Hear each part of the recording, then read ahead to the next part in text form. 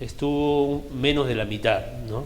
Por diversas razones, y yo quedé el mensaje casi por no terminar, si no me faltó una parte, pero quisiera saber cuántos asistieron hace 2 domingos, ¿no? Para ver si ese es el tema, lo termino, o compartimos algo que tenga que ver con la familia, ¿no? Quiero saber cuántos hace 2 semanas, 2 domingos vinieron. Vinieron hace 2 domingos. ¿Se acuerdan del mensaje? La reconciliación. De la reconciliación. Vimos 4 puntos. Vimos que necesitamos reconciliarnos con Dios, reconciliarnos en el matrimonio, reconciliarnos padres e hijos. Mi esposita me dice que padres e hijos lo hice rapidísimo así, y me pidió que lo lea, ¿no? Un poco más extenso. Y la relación entre hermanos. Entonces va a ser bueno escuchar. Sé que Daniel ha grabado esa prédica, ustedes lo van a poder complementar, pero es muy importante que lo puedan escuchar, ¿no? Entonces vamos a ver ese tema que quedó pendiente. Voy a hacer un resumen casi rapidísimo, por favor. Voy a correr en el resumen, porque para los que no pudieron venir puedan al menos tomar algunas pautas de lo que se dijo, ¿no? El mensaje estuvo basado en 2 de Corintios, capítulo 5, versículos 17 al 20, ¿no? Y también Efesios 2:12, capítulo 2, versículos 12 al 16. 2 de Corintios, capítulo 5, versículo 17 al 20. ¿Está bien? ¿Ya escucharon? Luego rapidísimo, ¿eh?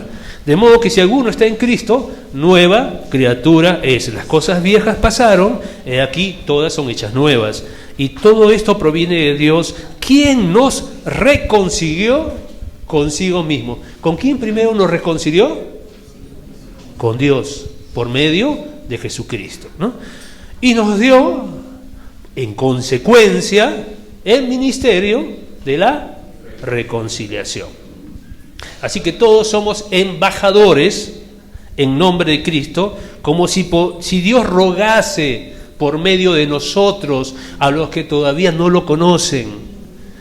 Pablo dice: os rogamos en nombre de Cristo, reconciliaos con Dios. Nosotros estábamos perdidos, ayer vimos, ¿no? Estábamos en guerra contra Dios, estábamos sumergidos en nuestra vida de pecados, no podíamos hacer bien alguno, ¿no? Pero Cristo vino, nos llamó, tuvimos un encuentro con Él, aceptamos a Él como el Señor de nuestra vida, nos bautizamos, recibimos el Espíritu Santo, que es el arras o el sello, y entramos en el reino de Dios. Y somos hijos de Dios. Ahora, ¿cuántos son hijos de Dios acá? Delante de su mano. Hay hijos de Dios y hay criaturas de Dios. Todos somos criaturas de Dios, pero los hijos de Dios son los que han decidido seguir a Cristo Jesús y tenerlo como el Señor de su vida. Y han seguido los mandamientos de Dios con respecto a entrar en su reino, ¿no? Entonces, es importante. Si yo me considero hijo de Dios, tengo que considerarme un reconciliador. Donde yo esté, tengo que reconciliar al que no tiene, en este caso, al que no conoce de Dios, al que no tiene relación con Dios, tengo que reconciliar yo con Él. ¿Está bien? Entonces, no podemos negarnos a eso. Porque si Dios nos salvó, si Dios nos compró con su sangre preciosa, a fin de que seamos nosotros sacerdotes del Señor, reconciliadores, entonces no hay manera de separar. Sí, Dios me ha salvado, pero no, sacerdote, no llego a tanto. No es eso. La palabra dice que a los que han sido redimidos, Apocalipsis capítulo 2, a los que han sido redimidos por su sangre, Dios los ha hecho reyes y sacerdotes de Dios. Yo soy un redimido por su sangre, amén. Y entonces soy un sacerdote de Dios. Y el sacerdote tiene que cumplir. Yo, por ejemplo, me recibí de ingeniero civil y yo tengo que ejercer mi profesión, porque soy ingeniero civil. Entonces, el que es sacerdote de Dios Altísimo tiene que ejercer su sacerdocio. Y para eso el Señor nos ha reconciliado. Eso es lo que vimos, nos ha hecho incluso siervos de Él, ministros de Él, que es otra forma de llamar sacerdotes. Ahora,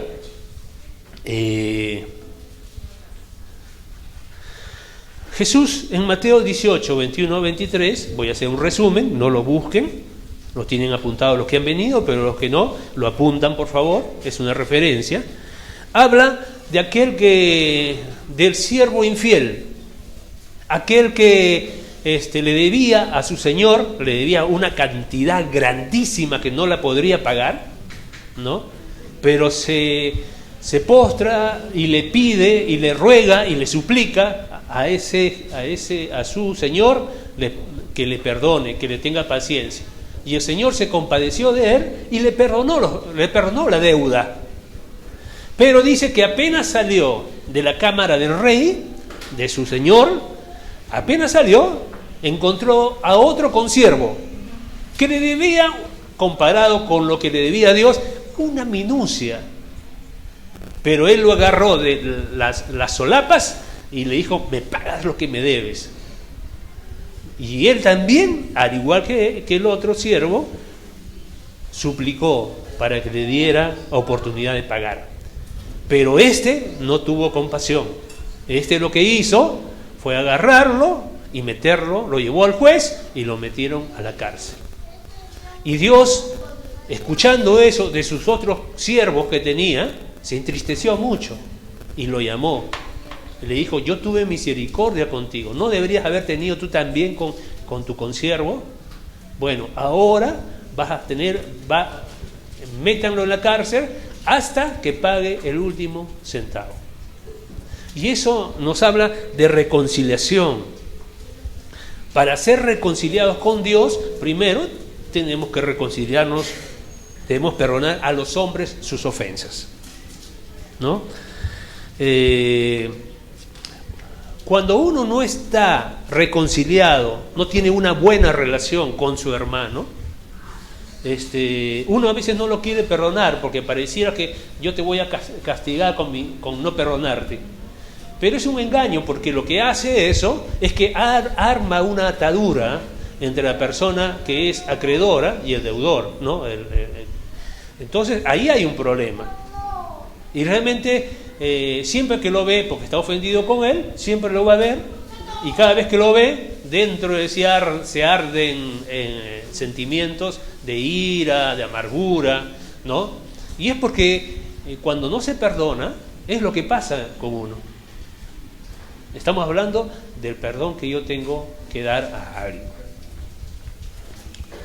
Y Dios quiere que nosotros seamos libres de eso, porque eso nos permite que fluya la gracia de Dios cuando tenemos este tipo de relación sin arreglar. Acuérdense cuando Jesús dice: si te acuerdas antes de presentar tu ofrenda en el altar, te acuerdas que tu hermano tiene algo contra ti, deja tu ofrenda ahí en el altar y anda, ve y reconcíliate con tu hermano. Y si él te escucha, lo ganaste, ¿no? Y ven y ahora presenta la ofrenda. Quiere decir que nosotros no nos atrevamos a hablar con Dios si en nuestro corazón no perdonamos. Eso lo ve Dios. Es como este amo, este patrón, este dueño, ¿no? Él espera que nosotros seamos también como Dios. Tenemos que perdonar como Él perdonó. Y el que está en el reino de Dios tiene a la persona de Jesucristo dentro de sí y tiene la capacidad de perdonar, el poder. Pero Dios no obliga a nadie. El que quiere, perdonará. Pero lo que quiere Dios es que nosotros seamos reconciliados, estemos reconciliados. Y es muy importante, porque ¿cómo va a creer el mundo? Perdóname Jorge. Jorge tiene un problema con Jainer. Y de repente, y aquí mismo de repente no se saludan, uno se va por allá, otro se va por acá, ¿no? Y uno se da cuenta. Entonces, ¿qué es lo que pasa? Y están en la calle, es igual. Entonces, ¿qué es lo que pasa? Rebajamos la dignidad de nuestro Dios. Porque la gente va a decir, mira esos dos cristianos cómo se tratan. Incluso lo ha denunciado a la comisaría, lo ha denunciado al juzgado. ¿Y así son cristianos? Entonces, vean qué importante es para Dios a que andemos reconciliados con nosotros y obviamente al ser sacerdotes y reconciliadores con el mundo, ¿no? Hago una salvedad para todos los discípulos.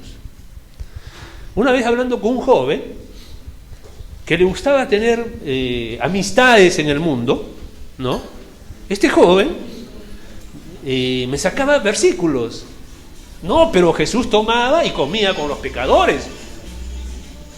Pero hay un versículo que dice, pero él denunciaba las obras de las tinieblas, dice, ¿no? Además, Dios tenía compasión por los pecadores, pero no se hacía uno en sus prácticas. El mundo al que se refiere cuando dice, no améis al mundo, ni las cosas que están en el mundo. Porque el que ama el mundo es enemigo de Dios. Y este joven dice, entonces ¿cómo Jesús dice que no debemos amar al mundo?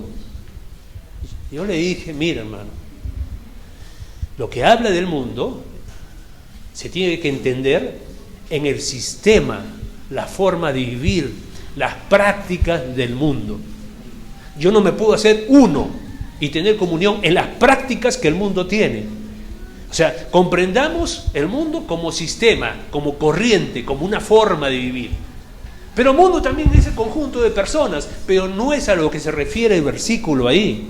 Se está refiriendo a que no nos podemos nosotros mezclar y vivir como el mundo vive. Ahora, en la iglesia, y digo iglesia en general, no digo Pamplona, en la iglesia, mucha gente quiere vivir con un pie en el mundo y con un pie en la iglesia. Copian las cosas del mundo, las modas, sus alegrías, se alegra como el mundo se alegra, también se alegra él. Y Dios dice, tú eres enemigo mío, porque tú amas al mundo, porque estás en sus prácticas y no denuncias, porque la luz está para brillar y no para mezclarse con la oscuridad. Entonces, hermanos, entiéndanme bien cuando hablo de mundo, ¿no? El mundo es una corriente, es un sistema, es una cultura, es un estilo de vida. Y nosotros tenemos que ser totalmente distinguibles como discípulos de Jesús. No puede ser que me vean con alguien del mundo y haciendo sus prácticas, alegrándome, estando con él, haciendo... Puedo dar algunos ejemplos. Comprando la lotería, comprando la tinca. Porque sabemos lo que Dios dice, que Él prospera al que trabaja con diligencia y perseverancia. Y Él le da. Entonces, tenemos que ver, muchos estamos mezclándonos con el mundo, y mayormente los jóvenes. Mayormente los jóvenes. La forma como los jóvenes ven a los de afuera, entonces son contagiados a de alguna manera vivir en algunas las modas, las cosas, ¿no? Y se olvidan de la palabra de Dios, porque nosotros debemos vivir como la palabra de Dios dice. Habla de nuestro vestir, que sea decoroso. Habla de, por ejemplo, de cómo las mujeres se deben presentar, ¿no? Y la pregunta es, ¿Jesús haría eso? ¿Jesús se tatuaría? Imagínense, Jesús creen que andaría si estuviera acá con un tatuaje en el brazo, un tatuaje en el pecho, en la espalda. ¿Ustedes lo ven a Jesús así?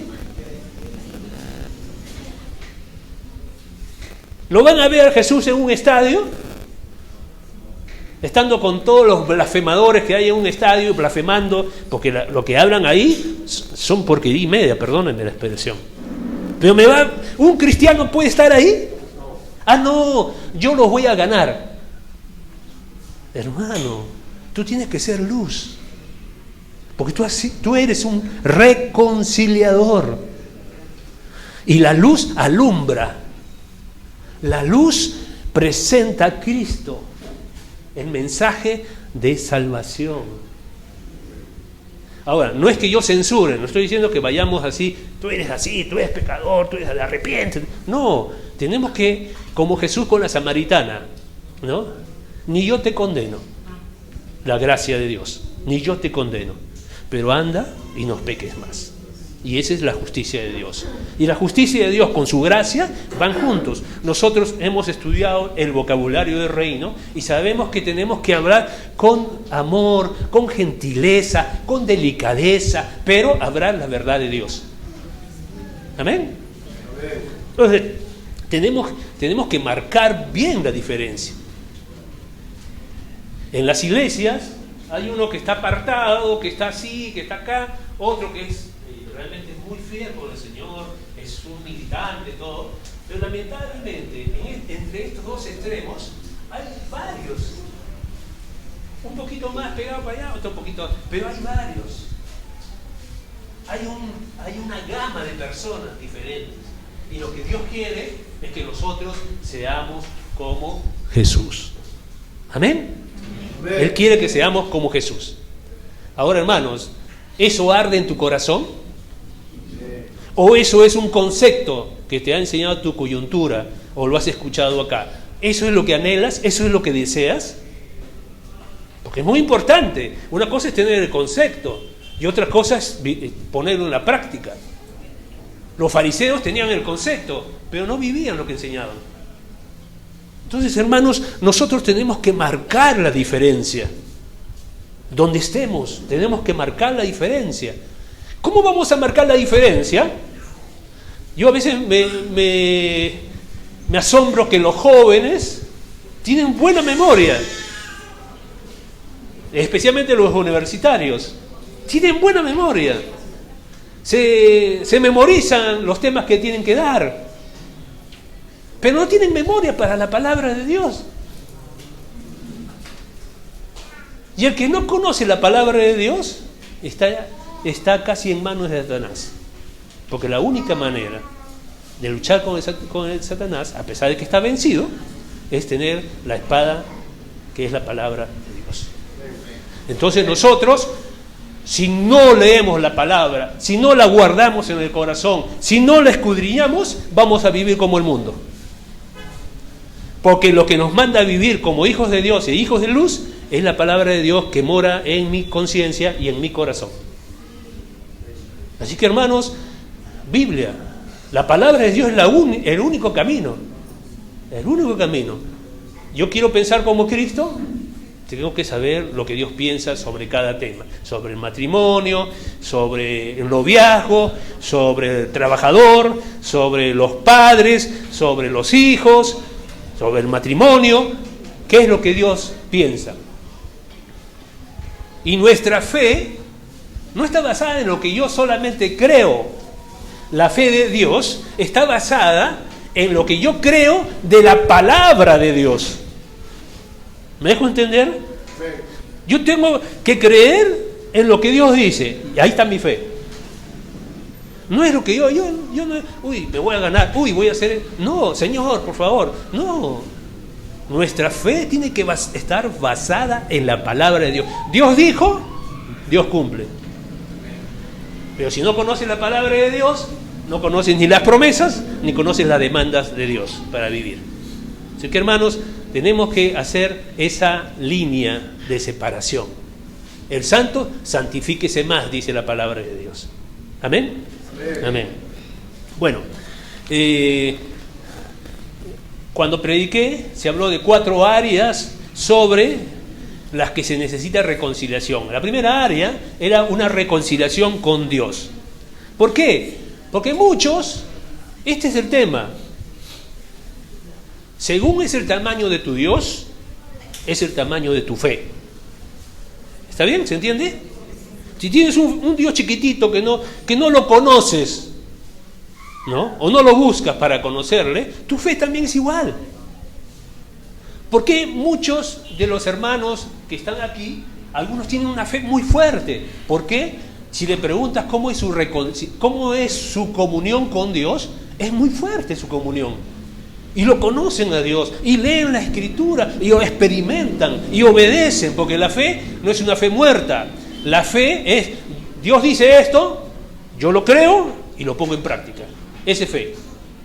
Porque la fe sin obras es muerta. ¿De qué me sirve creer? Pero no hago nada. O sea, mi fe no me lleva a hacer cosas. No me lleva a hacer lo que Dios dice. No me lleva a creer la palabra que Dios ha dado. ¿De qué me sirve? Por eso, hermanos, es muy importante esto, conocer a Dios. Entonces muchos ruegan, oran, piden, ¿no?, cosas, y Dios muchas veces no se las da. O Dios permite que pasemos por cosas y nos resentimos con Dios. A mí me pasó una vez, cuando era recién niño espiritual. Pero dice Romanos 8:7, nuestra mente carnal es enemistad contra Dios. La mente carnal es la mente que piensa según el mundo y según nuestras emociones. No pensamos según, de nuevo, la palabra de Dios. Yo tengo que pensar según lo que la palabra de Dios dice. Esa es la base. Ese es donde debo edificar mi casa, mi familia, sobre la palabra de Dios. Y todo el que edifica sobre la palabra de Cristo no va a estar defraudado. ¿Amén? Amén. Entonces, dice que el que tiene mente carnal no se sujeta a la ley de Dios, ni tampoco puede. Porque la carne se rebela contra Dios, que es enemiga de Dios. Ahí está nuestra mente, nuestros sentimientos. Entonces, por eso Dios nos da una cruz, porque en esa cruz es donde cada día yo tengo que crucificar mi voluntad. O sea, cuando yo tengo que tomar una decisión, comprar un carro, hacer una cosa, yo puedo decidir por mi cuenta o puedo ir a orar al Señor, pedir consejo, y Señor, te traigo esto, por favor, no me permitas hacer algo que no es tu voluntad. Pero muchos toman simplemente, no, yo conozco de carros, así que yo lo compro, ¿no? O yo conozco de esto y yo lo compro. Y se olvidan de ir al Señor. Tenemos que vivir con una vida humilde, dijimos, delante del Señor. Y ayer hablaba con los varones y les dije, ¿no? Todo nos ayuda bien. Romanos 8:28-29 dice, todo ayuda bien a los que aman a Dios, a los que son llamados, y acá somos llamados. Y aún las cosas negativas, hermano, aún las cosas difíciles, aún las cosas que pasas en tu vida, con los que te relacionas, muchas veces pueden ser malas, pero si tú amas a Dios y tú eres obediente a Él, las cosas negativas, Dios las revierte para su bien. Y no te das cuenta ahorita te puedes dar cuenta y vas a decir, qué malo es Dios. Dios es tan malo, no me escucha, qué malo. Pero Dios es más sabio que nosotros. Sus pensamientos son más altos que los nuestros, y sus caminos más elevados que los nuestros. O sea, ¿cómo no? Si todo está en la soberanía de Dios, y por eso digo conocer a Dios, porque si conoces a Dios, vas a poder entender. Dios es soberano. Nadie puede ir contra la voluntad de Dios. Si Dios decide hacer algo, nadie le puede decir no. Entonces, si Dios tiene el control, las riendas de la historia en sus manos, ¿cómo yo voy a desanimarme? ¿Cómo voy a negar mi fe? ¿No? Es porque no conozco a Dios. Por eso, una de las demandas de los discípulos a las coyunturas es que presenten a Cristo, presenten a Dios, que los discípulos comiencen a conocer al Dios de las Escrituras, y conocerlo, porque al conocerlo la fe se comienza a crecer, y no dudar, porque ¿cómo podemos dudar de lo que dice la palabra de Dios? Porque Dios no miente, ni hijo de hombre para que se arrepienta. Si Él lo ha decidido hacer, lo va a hacer. Entonces, ¿cómo dudar de Él? Si dudo de Él, hermano, primero ve tu fe si realmente crees en el Señor. Y no digas creo en el Señor, porque hasta el diablo cree en el Señor. El diablo conoce la Escritura. Y la conoce mejor que tú y que yo. La conoce. Por eso a Jesús, le dijo la palabra de Dios, dice que la palabra, pero la mezcló con media verdad. ¿No? Pero el diablo conoce la Escritura, el diablo quiere engañarnos, el diablo cree en Dios, pero no se sujeta a Dios. Se sujeta a Dios, sí, se sujeta a Dios, pero él no quiere que se cumpla el propósito eterno de Dios. Y para eso miente, engaña, ¿no? Porque esa es la tarea de él, mentir y engañar. Y muchos están engañados. No, con Dios no pasa nada. No, le he orado y no pasó nada. Yo tengo que hacer las cosas por mis manos, por mis fuerzas, ¿no? Y eso habla de nuestra incredulidad, de que Dios es soberano, es majestuoso y que todo lo tiene bajo su señorío. Amén. Entonces, cuando uno comienza a dudar, deja de crecer. No crece, se estanca. Aquel que comienza a dudar de Dios, de su amor de Dios, de la fidelidad de Dios, no crece. Se estancó. Más bien está a punto de retroceder. En la palabra de Dios hay muchos ejemplos de gente que se volvió atrás. Seguían a Jesús, pero se volvieron atrás. Entonces es muy importante esto, hermanos.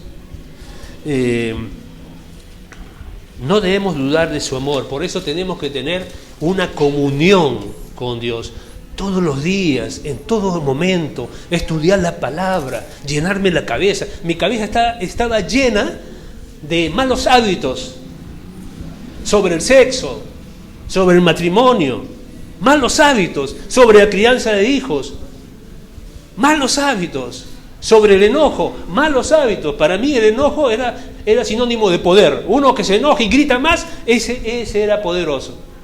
O sea, estaba lleno de mentiras. Pero a medida que tú tienes comunión con Dios y estudias la palabra de Dios y crees que la palabra de Dios es la verdad te hace libre. ¿Amén? Entonces, hermanos, palabra, comunión y espíritu. Eso es lo que tenemos que hacer. Algunos perdieron a su esposo, ¿no? Han pasado eso. Realmente es lamentable. Otros perdieron a sus padres, otros perdieron la salud, otros han perdido mucho dinero. Y entonces en ese momento viene la tempestad, ¿no? Te mueve. Ahí, cimentaste en la arena, cimentaste en la roca. Si cimentaste en la arena, estabas contento con las cosas que te iban bien, pero no querías saber nada de lo que el Señor te demanda y te dice. Vienen los problemas y te llevan. Te lo llevan facilito, te lo llevan.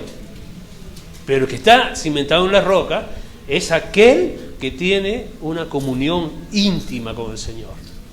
Aquel que ora, aquel que cree, aquel que lee la palabra de Dios, aquel que tiene comunión con sus hermanos. ¿Por qué? Porque él quiere saber de Dios.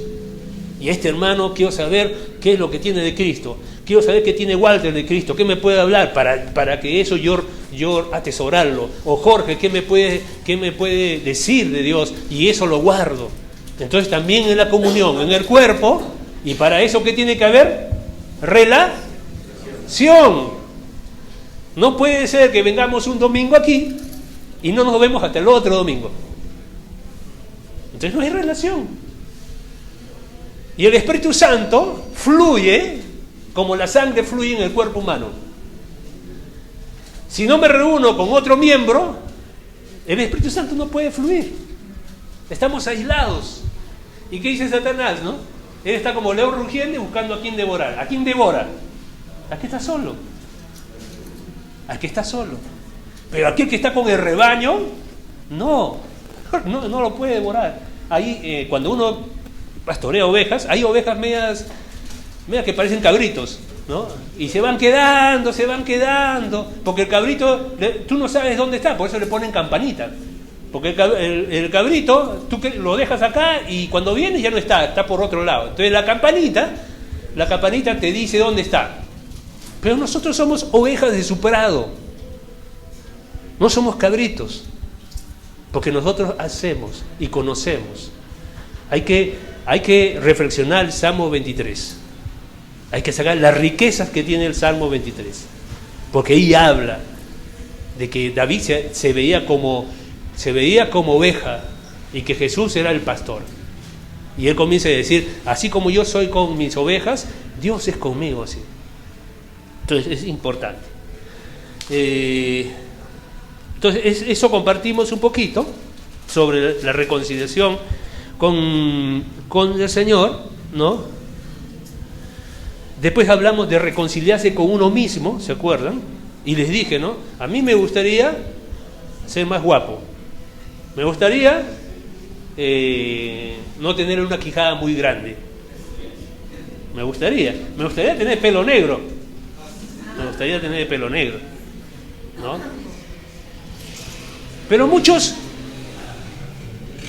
primero que se entran en un conflicto con Dios. Dios es el que me creó. Y tú me has creado así y nadie me mira. ¿No? Y comienzan a quejarse y a renegar y le echan la culpa a Dios. A Dios le echan la culpa. Y tienen ahí un conflicto con el Señor. ¿Sucede? Aquí no, ¿no? ¿No? El color de la piel, los cabellos. A mí no me gusta, cuando me corto el pelo corto, se me para así. Ustedes han visto, se me para. Tengo que tenerlo largo para que se eche, porque si no lo tengo, se me para así, como Lorenzo, ¿no? Lorenzo y Pepita, ¿no? Los cabellos. Aquí me gustaría tener ojos claros, ojos verdes, ojos celestes, ¿no? Aquí quisieran tener una nariz perfiladita, así bien perfiladita, así, ¿no? Entonces, pero así me hizo el Señor. Si uno se puede mejorar, mejórese. Pero no puedo vivir con conflicto con Dios. Hay cosas que no vamos a cambiar. Tenemos que aceptar el pasado que tuvimos. No lo vamos a cambiar. El pasado, las heridas del pasado, son como cicatrices. En su momento te duelen, te dolían, pero después lo miras y solamente tienes un recuerdo, pero ya no te duele. A mí me mordió un perro, ahí frente a mi casa, ahí donde mucha gente iba frente de mi casa a buscar otras cosas. Ahí me mordió, un pastor me mordió. ¡Ah! Me dejó unas huellas del perro, y cuando yo veía varios huecos, veía huequitos. Y yo pensé que me iba a quedar así. Pero después de un tiempo cicatrizó y quedaron unos puntitos blancos. Ya no me duele, pero está ahí. Mi pasado no lo puedo cambiar, pero puedo decidir que mi pasado no me afecte negativamente, que no haya amargura por lo que pasé. Ahora soy nueva criatura y estoy en Cristo Jesús. Las cosas viejas pasaron. He aquí, todas son hechas nuevas. Amén. Otros tienen que aceptar a sus padres, ¿no? Tienen que aceptar a los padres. El padre que me tocó, no sabes cómo me daba. No paraba en casa. Se fue de la casa. Me maltrataba. Y se resiente con Dios. Porque Él es el que me dio el Padre, dice, ¿no? Y vive la vida resentido con Dios. Entonces tenemos que tener cuidado de todas estas cosas. Otros lamentan las oportunidades perdidas. Uy, si yo hubiese hecho eso, si yo no hubiese decidido si yo ese bien lo hubiese vendido de otra manera, con otras condiciones, ¿no? Todas esas cosas, ¿no? Y viven lamentándose toda una vida. Y Dios quiere hacernos libres totalmente del pasado, ¿no? Hay que aceptar el pasado y seguir hacia adelante. Hay que aceptar los padres, aceptar la familia que Dios nos dio, a nuestros hermanos, a nuestra esposa, al esposo. Dios te lo dio. No te preguntes, ¿me habré equivocado? ¿No? ¿Habré escogido bien? ¿No me habré apresurado a la hora de escoger el cónyuge que quería? Entonces, no, ya si te casaste, ella es, él es. ¿Está bien? Si te casaste, ella es y él es. No hay marcha atrás. Porque para Dios el matrimonio es indisoluble hasta que la muerte os separe. Hermanos, la palabra dice que nuestros cabellos están contados. Un pajarito no cae a tierra sin la voluntad de Dios. Porque Dios es Señor y soberano, aún sobre nuestros errores, aún sobre las cosas que cometemos mal, que hacemos mal. Él es soberano. Ya se equivocó, está bien, ya, pero yo lo voy a llevar de tal manera que a este hijo lo conforme a la imagen de mi hijo. Utilizaré ese error, esa equivocación. Entonces Dios usa todo para cumplir su propósito. ¿Amén? Claro que no nos libra de nuestra responsabilidad. Ayer vimos con Jorge, y Jorge decía, todo lo que el hombre sembrare, eso cosechará. Y eso es una ley, así como la ley de la gravedad, es también una ley. Se tiene que cumplir. Es una ley sí o sí, quieras o no. Así ores al Señor, que no te genere problemas, va a venir la que vas a cosechar. Ahora, ¿qué es lo que hace el Señor? El Señor te da la fuerza, el poder, te da las oportunidades, te da su espíritu, para que eso que generaste y que vas a tener que sufrir, la sufras de la mano de Dios. Eso es lo que hace el Señor. ¿Amén? Hay otros que no aceptan su nivel económico. Nuestro hermano Carlos Bernales es un empresario, está en Puerto Rico, ¿no? Y él cuelga sus fotos, se ha ido al Caribe, se ha ido a todos sitios, se ha ido a Italia, ¿no? Y a veces uno, porque es natural, y a veces hay un poco de carne, y eso era hace años, hace 3 años más o menos, ahora no, pero hace 2, 3 años, decía, qué envidia, ¿no? ¿Cómo me gustaría llevar a Mirta a esos lugares? ¿No? Pero ¿por qué no la puedo llevar? Porque ahorita no estoy ganando la plata suficiente para llevarla. Y me quejo. ¿No? Me quejo. Entonces, la palabra dice, Pablo dice, ¿no? He aprendido a vivir contento, sea mi situación, ya sea en pobreza o ya sea en abundancia. Pero por todo me considero enseñado, dice, ¿no? Ya había algo que los discípulos tenemos que tener, hermanos. Si sabemos que estamos en las manos de Dios y sabemos que Dios sabe lo que hace, yo estoy contento. Me da poco, pero estoy contento. Porque sé que tengo un Padre. Sé que Él no me va a dejar huérfano. La forma como lo haga, eso le compete a Él, no me compete a mí. Pero de que Él es mi Padre y de que Él me va a guardar y va a guardar mi familia, yo creo en eso, ¿no? Pero puede ser que mi economía me alcance justo para comprar mi pan francés nada más. Pero estaré contento, porque si Dios lo permite, es porque Dios es más sabio que yo, y gracias a Dios por su soberanía, ¿no? Y por lo que Él hace. Tenemos que vivir así, ¿no? Y eso tiene que haber en los hermanos, tiene que haber contentamiento. Cualquiera sea nuestra situación, estar contentos porque tenemos un Padre y porque Él nos ama. Y eso nos da alegría. Entonces, lo otro, no hay que quejarse, no hay que envidiar, no hay que codiciar, ¿no? Ni aún la mujer. Y yo dije, muchas veces, conozco un amigo mutuo con Walter, que decía, mejor me hubiese casado con mi cuñada, me dice, porque ella sí hace de todo, ella, ¿cómo se llama? Es hacendosa. No es que la estaba deseando apasionadamente, pero la estaba comparando. y estaba anhelando, deseando. Cuidado, hermanos, cuidado con eso, porque eso es lo que dice el Señor: no codiciarás la mujer de tu hermano. Y eso está hablando, no está hablando solamente de la parte sexual, está hablando de querer que ella sea mi esposa, porque es hacendosa, porque es como una mujer virtuosa, porque es A1, ¿no? Qué bueno sería que ella sea mi esposa, ¿no? Hubiera sido bueno, me hubiera casado con ella, con mi cuñada y no con mi hermana, con su hermana. Cuidado, hermanos, cuidado con la codicia, cuidado con la envidia. Tenemos que ser contentos con lo que el Señor nos da. Entonces, en todas estas circunstancias el demonio siempre va a aparecer para mentir, para trabajar con nuestros resentimientos, si tengo resentimientos, ¿no? Para hablarnos en nuestra mente, para quedar enemistado, enojado, disconforme con Dios. ¿Por qué Dios? ¿Por qué a mí? Mira al otro cómo le va, y mira a mí cómo, mi suerte, cómo está.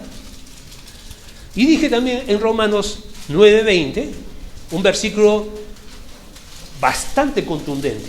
Dice así el versículo: ¿quién eres tú para que alterques con Dios?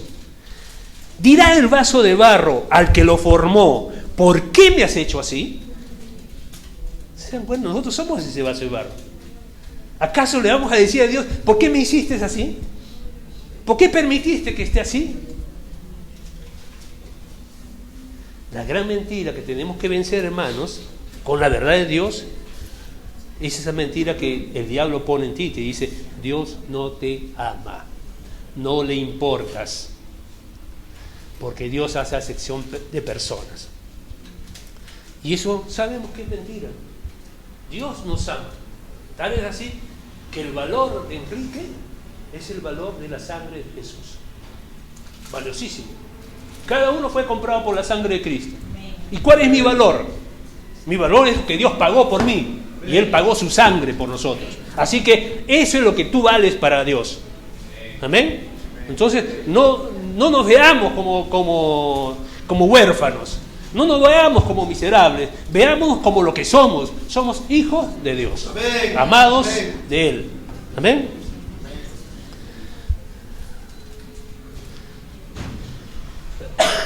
Y cuidado, hermanos, porque a veces, bueno, ¿qué vamos a hacer? Bueno, así será. Eso se llama resignación. Y eso en un hijo de Dios no puede haber resignación, sino tiene que haber fe, ¿no? ¿Qué vamos a hacer? Así, Dios lo decidió así, Dios me ha hecho así, ¿qué hago? Pero ¿qué hago? No, hermanos.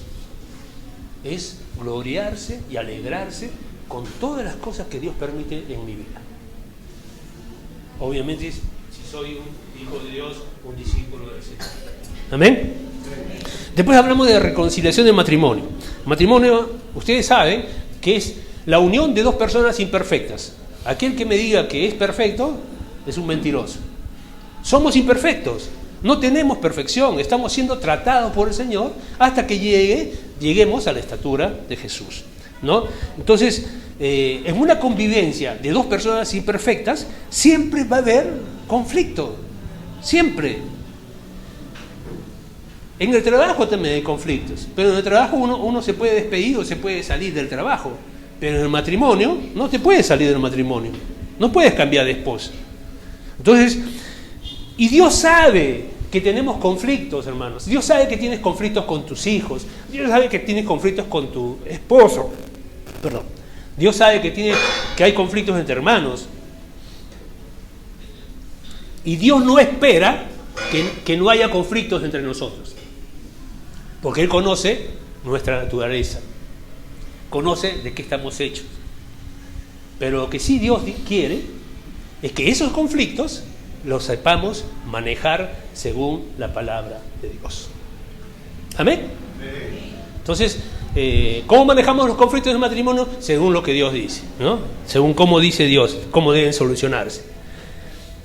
Muchos están decepcionados de su matrimonio, acá no, todos están ilusionados, porque cuando uno es soltero o novio, se ilusiona. Ve pajaritos, ¿no? Pajaritos, maravillas, todo va a ser hermoso, porque cuando uno es soltero no tiene carga, no hay nada que mantener un hijo, por decir, ¿no? No hay, porque los hijos el padre se sacrifica por su hijo, ¿no? Él deja de tener lo que él tiene y se lo da a su hijo, ¿no? Ese es un padre que siempre está proveyendo lo material y lo espiritual. Entonces, no podemos andar diciendo, bueno, ¿qué se va a hacer? ¿No? Trataré de soportar lo más que pueda. No se puede andar así. Claro que hay momentos de alegría y felicidad, pero ¿cuál es la tónica de todo esto? Hay muchos que están arrepentidos de haberse casado, o por lo menos de haberse casado con determinada persona. Algunos piensan íntimamente, no lo dicen, pero dicen, si hubiera sabido cómo era él, te aseguro que no me hubiera casado. O si hubiera sabido cómo era ella, te aseguro que no me hubiese casado, ¿no? Y lo que pasa, hoy en día ustedes van a ver afuera los matrimonios destruidos, lo que pasa, primeramente falta Dios en el centro de la familia y falta la reconciliación en la familia. Eso es lo que falta. ¿Amén? ¿Tienen miedo de decir amén? Amén. Amén. Echemos un vistazo a las esposas. Hay esposas que están tensas, son años de tensión, están nerviosas. La mujer es la que más se pone nerviosa. Están insatisfechas, resentidas en su corazón, acumulan día tras día pequeñas ofensas, jamás perdonadas, ni aclaradas, ni confesadas. En varias ocasiones el esposo es descortés y áspero. Acá no hay eso, ¿no? No, acá no hay. Es insensible el esposo. No me vayan a decir una rebajita. Una actitud egoísta del marido, porque el marido es egoísta. Para ser así, él es egoísta, porque no sabe que Dios lo llama a él a ir a la cruz primero antes que su esposa. Jesús, es el esposo, se crucificó. Lo crucificado, entregó su vida.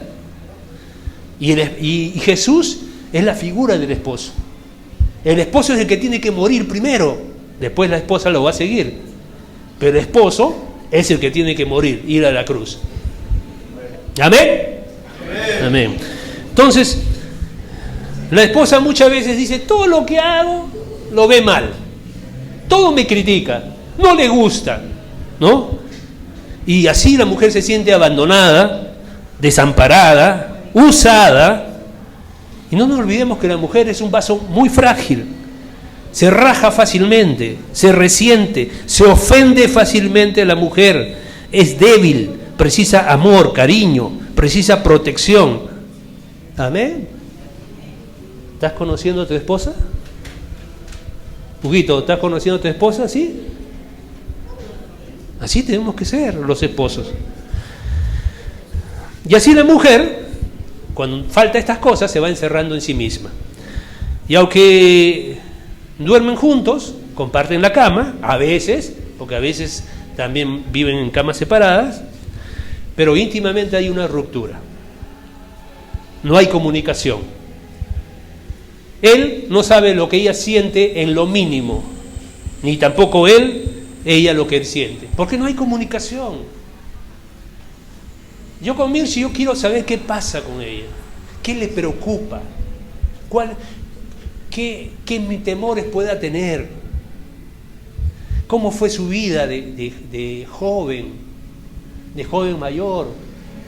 Yo quiero saber, porque me interesa. Y el esposo tiene que estar interesado por la esposa, y la esposa también con el esposo, de todas las cosas. Obviamente, alguna vez me preguntaron, ¿no? Pero hermano, mi esposa no es tan madura como para soportar lo que le pueda decir. Está bien, que camine, que avance en su madurez, pero tienes que contarle en algún momento. Así tiene que ser. Porque tenemos que andar en luz. No podemos andar en tinieblas, tenemos que andar en luz. Todos tienen que conocerme. David, cuando pecó, hizo publicar en todo el reino, publicó el desastre que hizo. Él no dijo, yo soy el rey, así que yo te mando imprenta que tú no publiques nada y esconderlo. No, él se abrió, primero se abrió con Dios y después se abrió con todos. Porque él quería humillar su carne, él quería reconocer lo que había hecho con el Señor. Así tenemos que hacer. Los esposos. Hay maridos que también están frustrados, amargados, nerviosos. No saben qué hacer para que su esposa se sujete a ellos. Pegarle no puede, ¿no es cierto? Pero no se sujeta a la esposa.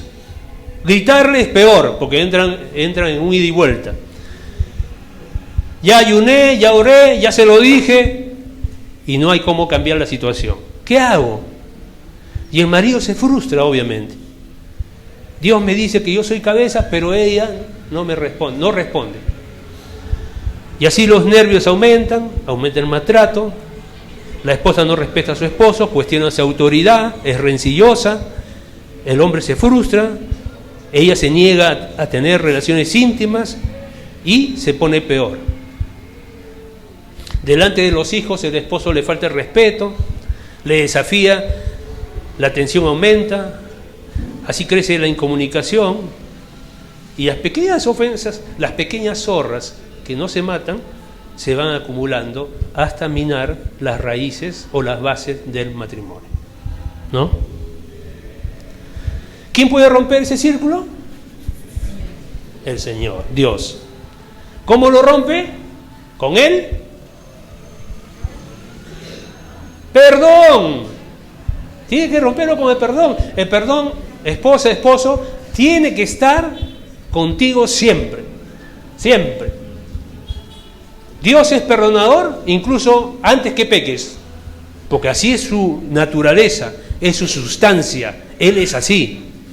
No tienes que pecar, Él tiene un corazón perdonador.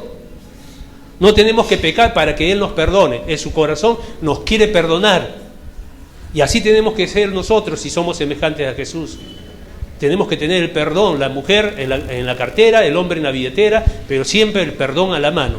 Porque esa es la única manera de romper el ciclo de conflictos.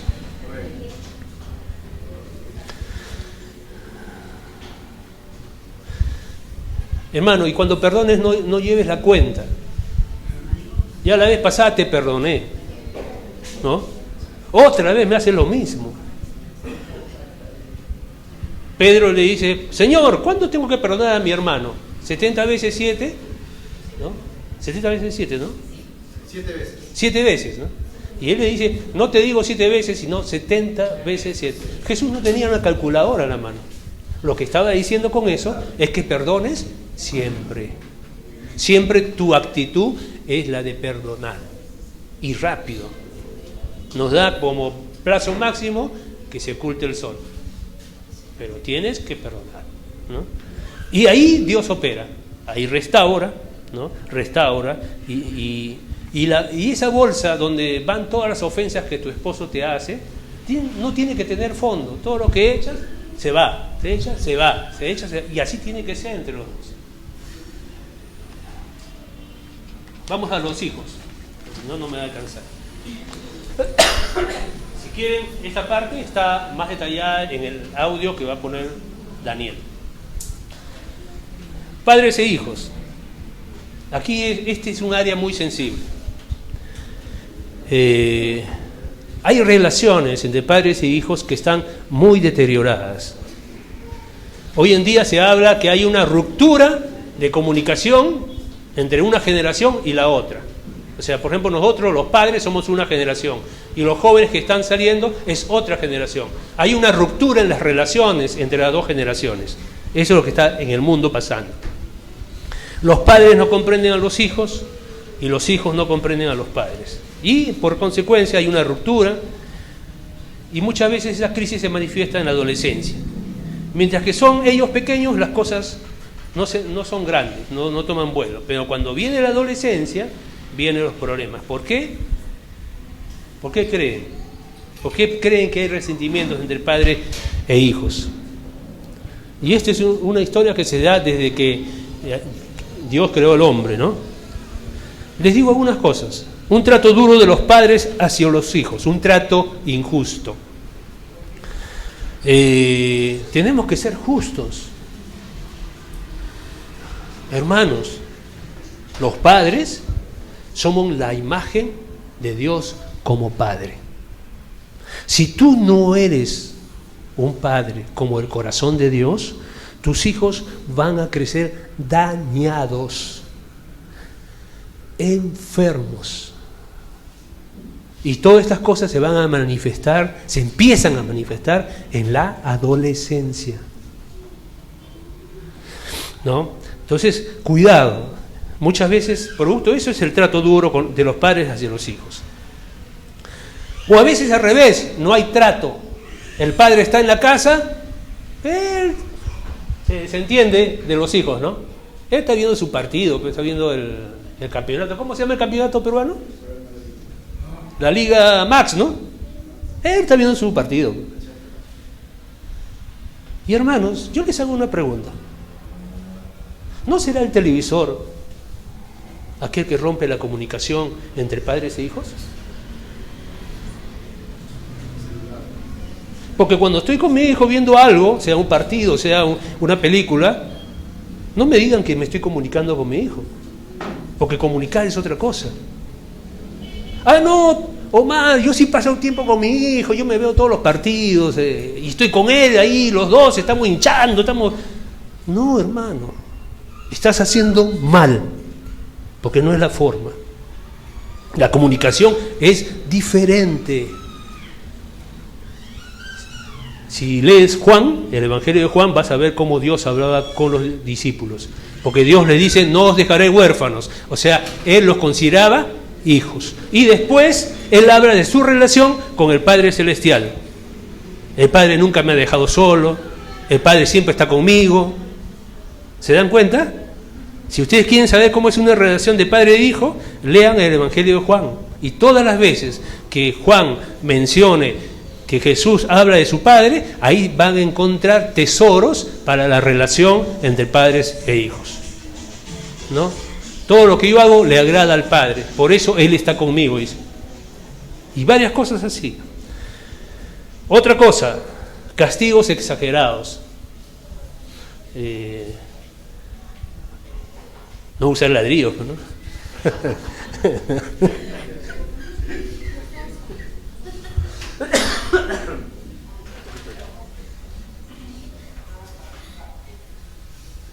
Una cosa es disciplinar y otra cosa es flagelar, ¿no? Ten cuidado. Castigos excesivos, castigos caprichosos. Este me ha hecho renegar y con ira lo castigan, ¿no? O un trato egoísta. Eso es mío, ¿por qué lo agarras? Ese es mi plato. Hay algunos que pelean por el plato. Eso me ha servido mamita a mí. Insultos, ofensas, gritos. Todo eso va creando desde niños, en los niños desde pequeños, un resentimiento interior que ellos mismos no lo saben explicar, que no lo saben expresar porque se va acumulando. Y cuando llegan a la adolescencia, 14 o 15 años, en los niños, viene la madre desesperada muchas veces y dice, hermano, no sé qué hacer, no sé qué pasa con mi hija, no sé qué pasa con mi hijo, está tan rebelde, está insoportable, ya no sé qué hacer. ¿Qué es lo que le ha pasado a esa mamá? Se le escapó, no hizo lo que tenía que hacer cuando eran niños. Jorge decía ayer, lo que uno siembra, eso cosecha. Siembras afecto, respeto, amor, ¿qué vas a cosechar?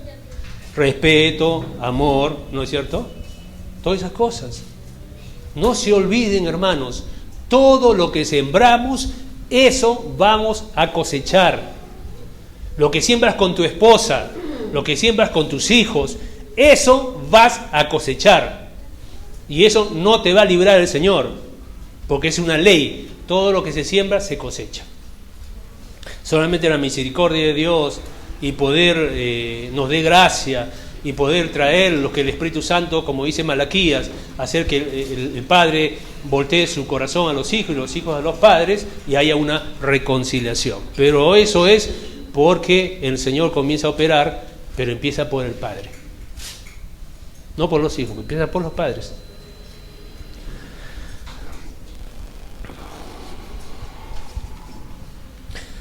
Bueno.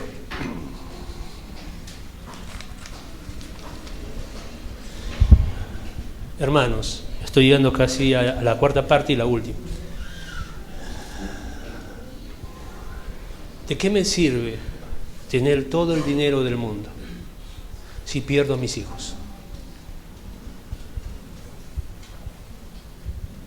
¿De qué me sirve? Los hijos no necesitan el dinero de papá. Necesitan el tiempo de papá, el amor de papá, la relación con el papá. No necesita dinero. No, tengo que trabajar, tengo que comprar esto y esto y esto, y lo llena, y lo llena, y lo llena. Él desea más estar con el papá. Y tú estás torciendo su línea de valores con él. Importa lo que vale. No importan las personas. Importa lo que tiene precio. Y mientras más, mejor. Y eso es lo que está viendo él, está aprendiendo. Entonces, es muy importante, hermanos. Es muy importante. Los hijos. No quiero extenderme mucho.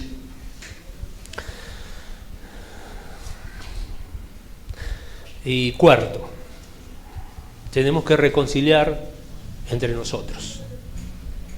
Tenemos que reconciliar. Satanás ha hecho tanto daño a la iglesia.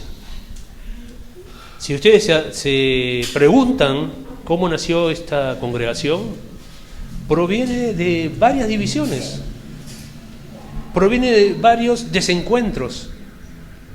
La mayoría carnal, porque no es doctrina, sino carnal. Yo quiero ser, yo quiero ser, yo quiero ser, pero no por doctrina. Y hermanos, nosotros no podemos caminar así. Muchos cuando venimos, y me pasó a mí, cuando vine a la iglesia, todos los hermanitos me abrazaban, todos los hermanitos me querían, todos los hermanitos oraban por mí. Y yo veía, este es el cielo, acá yo llegué al paraíso, ¿no? Pero hermanos, después cuando conoces más de cerca a tu hermano, pasa tiempo, hay un trato más de confianza, empezamos a encontrar problemas. Porque a pesar de que nuestra relación como hermanos en Cristo es maravillosa, pero no es perfecta. No es perfecta. Igual que en el matrimonio, ¿no? Dos imperfectos que ya han casado y que Dios está tratando a los dos, ¿no? Entonces por ahí a alguien le sale la chuleta, la carne, ¿no? Y cuando le sale la carne nos ofende, ¿no? Nos ofende, porque la carne no proviene del Espíritu. El Espíritu es todo lo que es Cristo. La carne es todo lo que es el viejo hombre, ¿no? Y viene, nos ofende, nos trata duramente, hay discusiones, hay enemistades, hay desaires, y comenzamos a resentirnos y decimos, yo creí que la iglesia era otra cosa, ¿no? No hemos entendido. No somos perfectos acá, pero tenemos una meta. Mi meta es que quiero ser como Jesús y persigo esa meta. Y los nuevos y los hermanos tienen que ver esa tendencia mía, ese esfuerzo mío por alcanzar la meta, ¿no? Entonces, tenemos que explicar, ¿no? Pero la iglesia es lo mejor que hay sobre la tierra. Afuera fracasó todo. Vemos cómo están las familias desagregadas, rotas, los matrimonios separándose, divorciándose, los hijos en las drogas, en el alcohol, o robando ahora.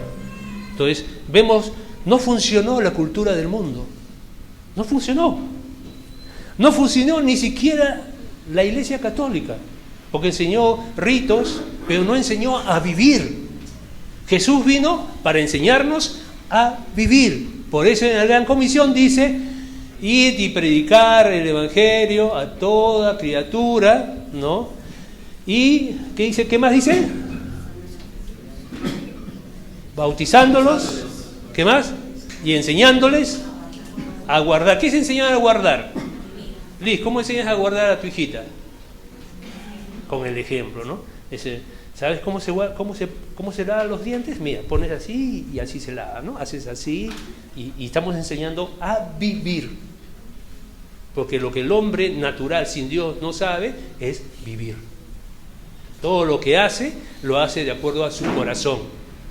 Y corrupto es el corazón de hombre. ¿Quién lo conocerá? Es mentiroso, ¿no? Entonces, tenemos que nosotros entender esta parte. No es perfecta todavía nuestra relación. Pero Dios va tratando.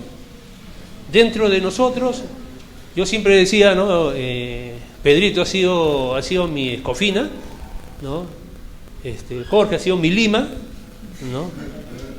Marco ha sido mi lija, ¿no? Y así cada hermano ha sido y me ha ido tratando, ¿no? Pero yo no me salgo del río de Dios, no me salgo de la grey de la iglesia. El Señor lo va a lograr, lo va a hacer.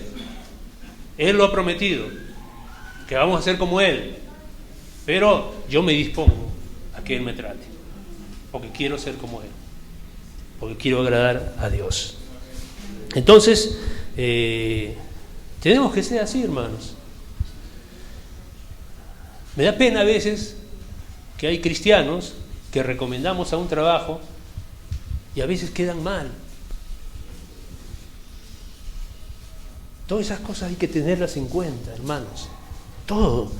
Porque no trabajamos para el hombre, trabajamos para Dios. Dios ve nuestro trabajo, nuestro esfuerzo. Por otro lado, en nuestras relaciones, muchos han entendido mal el Evangelio, Enrique.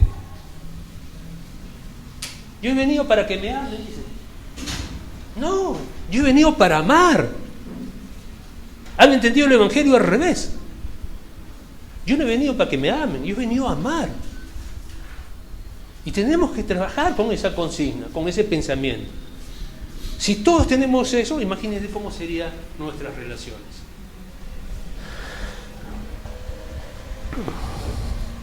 Cuidado con la competencia, ¿no? A veces tengo que estar mirando a mis consiervos, ¿no? Por ahí no vaya a haber un celo. Si los discípulos de Jesús, quiero sentarme a la derecha, quiero sentarme a la izquierda, ¿no? Y nosotros, ¿qué? No me digan que no va a pasar por nosotros algún sentimiento de ese tipo. Va a pasar. Pero gracias a Dios que Dios nos habla y nos da su palabra.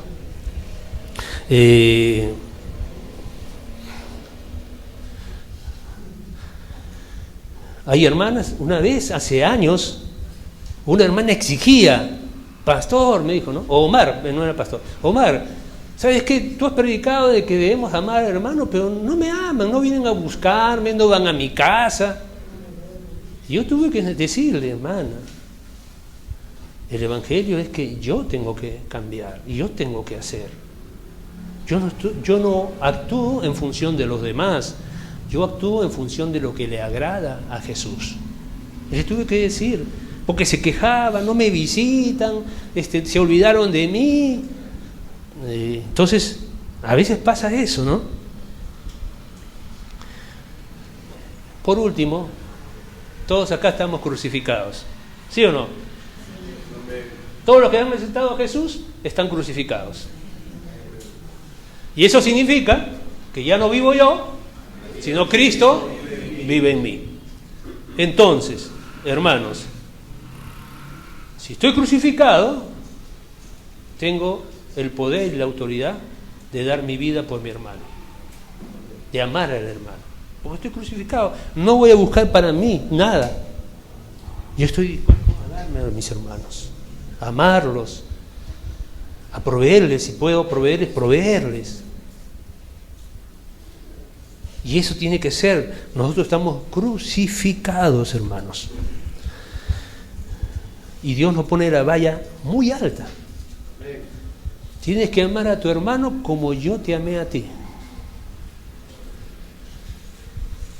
¿Qué les parece? Vaya alta, ¿no? ¿Cómo te amó Jesús? Entregó su vida por ti, ¿no? ¿Cómo tenemos que hacer nosotros? Él dice, ejemplo os he dado. Bien decís, yo soy maestro y señor. Pero yo siendo maestro y señor, les he lavado los pies. Lavaos ustedes unos a otros, así como yo les he dado ejemplo. ¿Tenemos que ser así? ¿Amén? Vamos a inclinar nuestros rostros. Así que tenemos que discernir estas 4 áreas, ¿no?